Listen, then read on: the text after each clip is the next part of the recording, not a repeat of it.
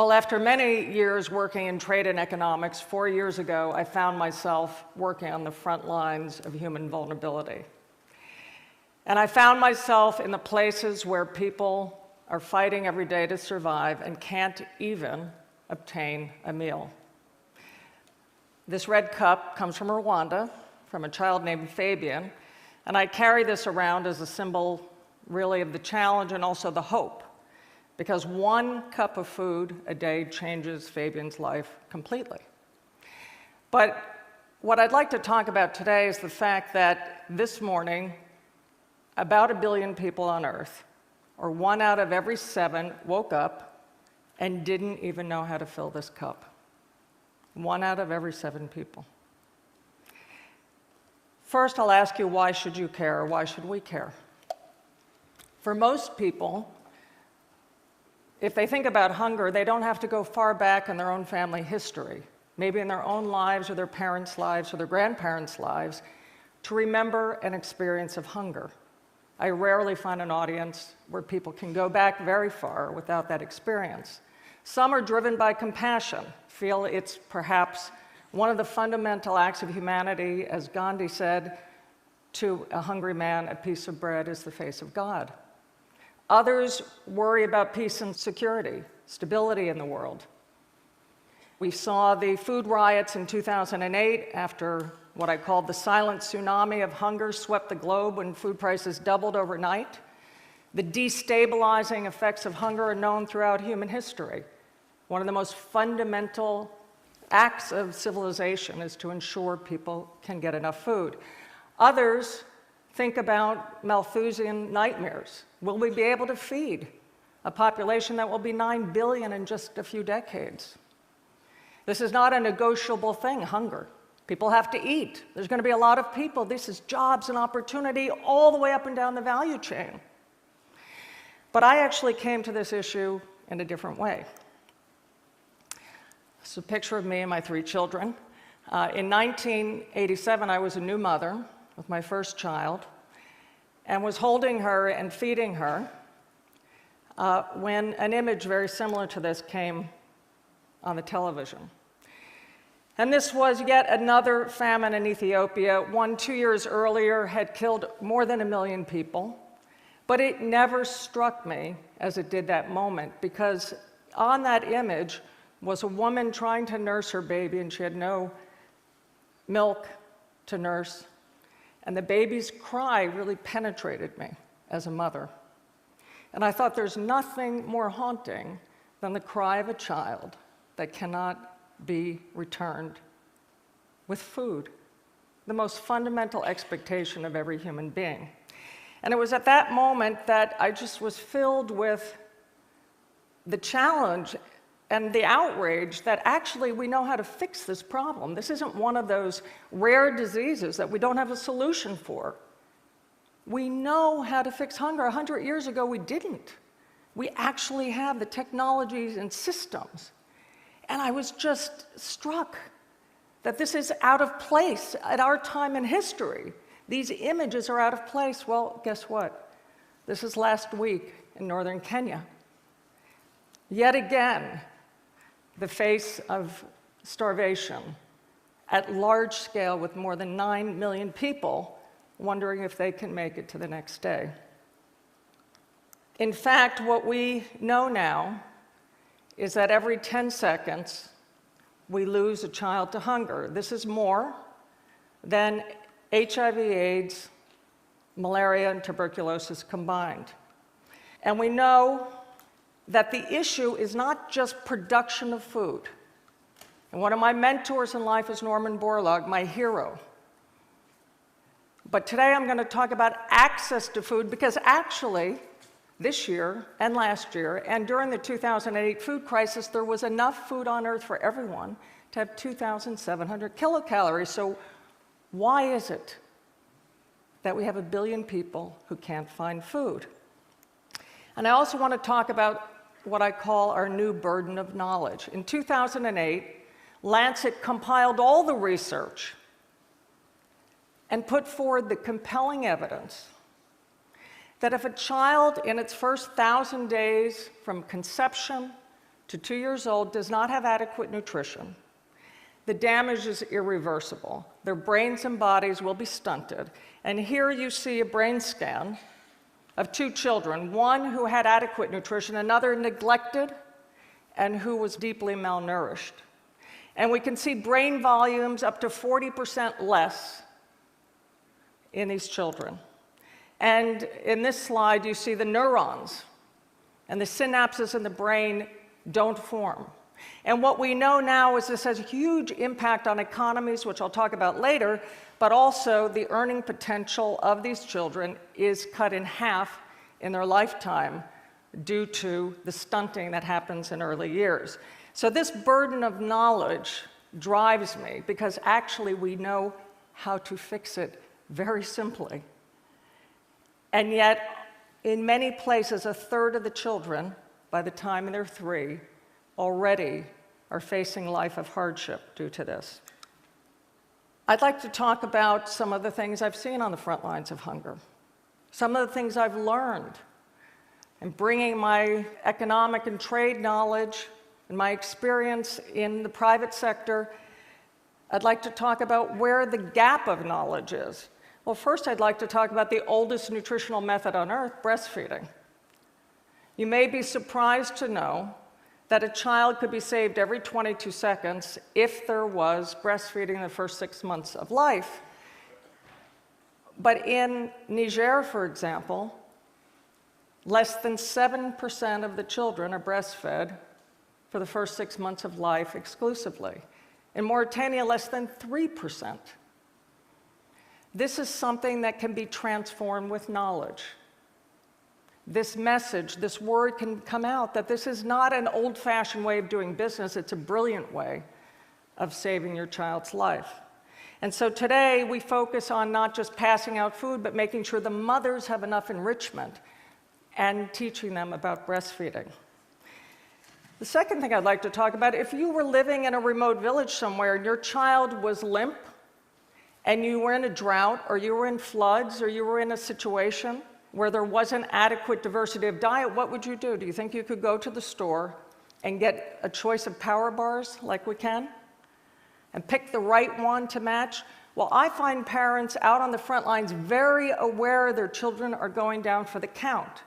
And I go to those shops, if there are any, or out to the fields to see what they can get, and they cannot obtain the nutrition. Even if they know what they need to do, it's not available. And I'm very excited about this because one thing we're working on is transforming the technologies that are very available in the food industry to be available for traditional crops. And this is made with chickpeas, dried milk, and a host of vitamins matched to exactly what the brain needs. It costs 17 cents for us to produce this as what I call food for humanity. We did this with food technologists in India and Pakistan, really about 3 of them.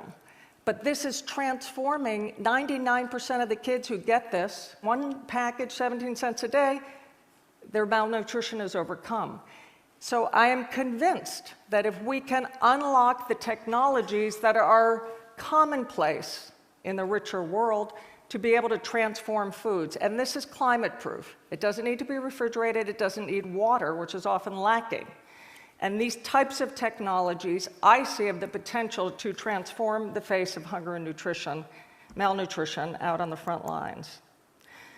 The next thing I want to talk about is school feeding. 80% of the people in the world have no food safety net. When disaster strikes, the economy gets blown, people lose a job, floods, war, conflict, bad governance, all of those things, there is nothing to fall back on. And usually the institutions, churches, temples, other things do not have the resources to provide a safety net. What we have found in working with the World Bank is that the poor man's safety net, the best investment is school feeding. And if you fill the cup with local agriculture from small farmers, you have a transformative effect. Many kids in the world can't go to school because they have to go beg and find a meal. But when that food is there, it's transformative. It costs less than 25 cents a day to change a kid's life. But what is most amazing is the effect on girls. In countries where girls don't go to school, and you offer a meal to girls in school, we see enrollment rates about 50% girls and boys. We see a transformation in attendance by girls, and there was no argument because it's incentive. Families need the help. And we find that if we keep girls in school later, they'll stay in school till they're 16 and won't get married if there's food in school, or if they get an extra ration of food at the end of the week, costs about 50 cents, we'll keep a girl in school, and they'll give birth to a healthier child because the malnutrition is sent generation to generation. We know that there's boom and bust cycles of hunger. We know this. Right now in the Horn of Africa, we've been through this before. So is this a hopeless cause? Absolutely not. I'd like to talk about what I call our warehouses for hope. Cameroon, northern Cameroon, boom and bust cycles of hunger every year for decades. Food aid coming in every year when people are starving during the lean seasons. Well, 2 years ago, we decided let's transform the model of fighting hunger. And instead of giving out the food aid, we put it into food banks. And we said, listen, during the lean season, take the food out. You manage, the village manage these warehouses. And during harvest, put it back with interest, food interest. So add in 5%, 10% more food. For the past 2 years, 500 of these villages where these are have not needed any food aid. They're self-sufficient. And the food banks are growing, and they're starting school feeding programs for their children by the people of the village. But they've never had the ability to build even the basic infrastructure or the resources. I love this idea that came from the village level, 3 keys to unlock that warehouse. Food is gold there. And simple ideas can transform the face, not of small areas, of big areas of the world. I'd like to talk about what I call digital food. Technology is transforming the face of food vulnerability. In places where you see classic famine, Amartya Sen won his Nobel Prize for saying, guess what? Famines happen in the presence of food because people have no ability to buy it. We certainly saw that in 2008. We're seeing that now in the Horn of Africa, where food prices are up 240% in some areas over last year. Food can be there, people can't buy it. Well, this picture, I was in Hebron in a small shop, this shop, where instead of bringing in food, we provide digital food, a card, says Bon Appetit in Arabic, and the women can go in and swipe and get 9 food items. They have to be nutritious, and they have to be locally produced. And what's happened in the past year alone is the dairy industry, where this card is used for milk and yogurt and eggs, hummus, the dairy industry has gone up 30%. The shopkeepers are hiring more people. It is a win-win-win situation that starts the food economy moving.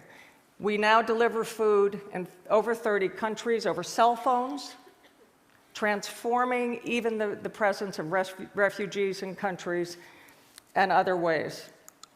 Perhaps most exciting to me is an idea that Bill Gates, Howard Buffett, and others have supported boldly, which is to ask the question, what if, instead of looking at the hungry as victims, and most of them are small farmers who cannot raise enough food or sell food to even support their own families, what if we view them as the solution, as the value chain to fight hunger? What if, from the women in Africa who cannot sell any food, there's no roads, there's no warehouses, there's not even a tarp to pick the food up with, what if we give the enabling environment for them to provide the food to feed the hungry children elsewhere? And Purchasing for Progress today is in 21 countries, and guess what? In virtually every case, when poor farmers are given a guaranteed market, if you say, we will buy 300 metric tons of this, we'll pick it up, we'll make sure it's stored properly, their yields have gone up 2, 3, 4-fold, and they figure it out. Because it's the first guaranteed opportunity they've had in their life, and we're seeing people transform their lives. Today, food aid, our food aid, huge engine, 80% of it is bought in the developing world. Total transformation that can actually transform the very lives that need the food. Now, you'd ask, can this be done at scale? These are great ideas, village-level ideas. Well, I'd like to talk about Brazil, because I've taken a journey to Brazil over the past couple of years when I read that Brazil was defeating hunger faster than any nation on earth right now.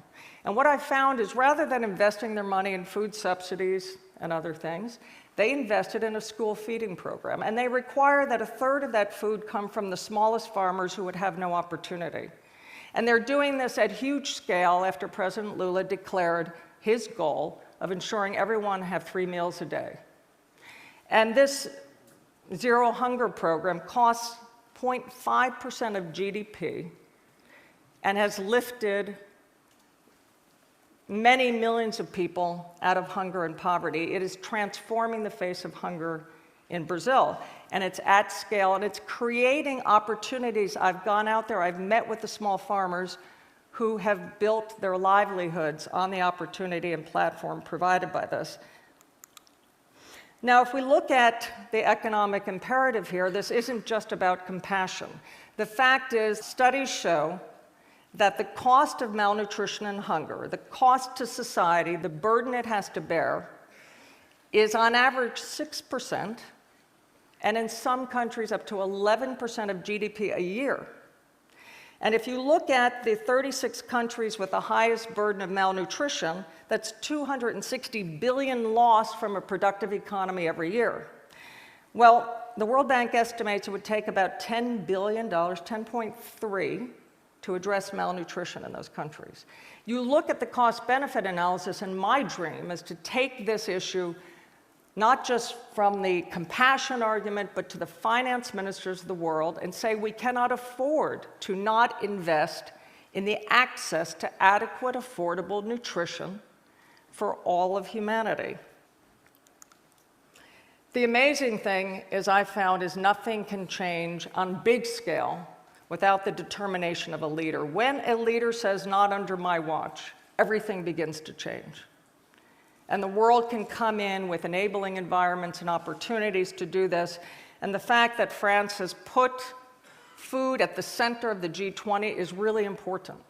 Because food is one issue that cannot be solved person by person, nation by nation. We have to stand together. And we're seeing nations in Africa. WFP has been able to leave 30 nations because they have transformed the face of hunger in their nations. What I would like to offer here is a challenge. I believe we're living at a time in human history where it's just simply unacceptable that children wake up and don't know where to find a cup of food. Not only that, transforming hunger is an opportunity, but I think we have to change our mindsets. I am so honored to be here with some of the world's top innovators and thinkers, and I would like you to join with all of humanity to draw a line in the sand and say no more. No more, we can accept this. And we want to tell our grandchildren that there was a terrible time in history where up to a third of the children had brains and bodies that were stunted, but that exists no more. Thank you.